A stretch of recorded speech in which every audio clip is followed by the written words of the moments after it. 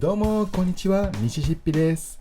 2026年6月6日、大阪湾でスカイルミナの花火大会が開催されました。その花火大会に行ってきて正直レビューしていきます。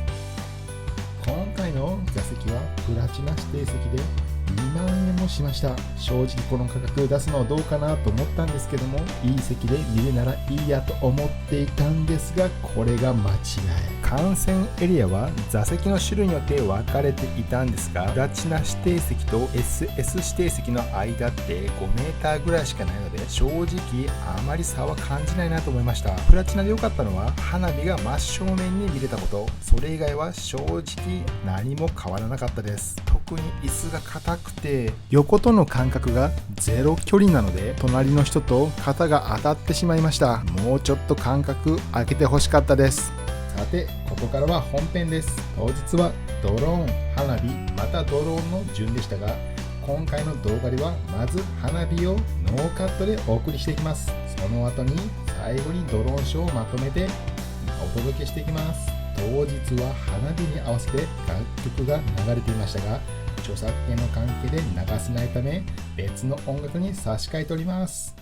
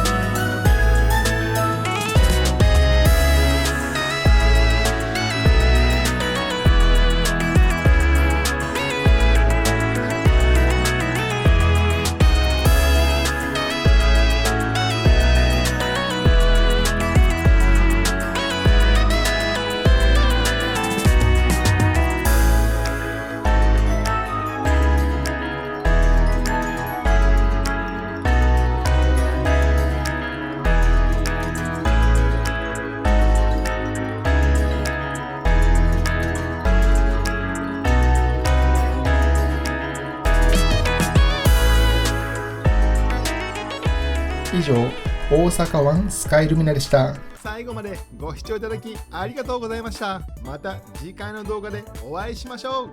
ほなまた。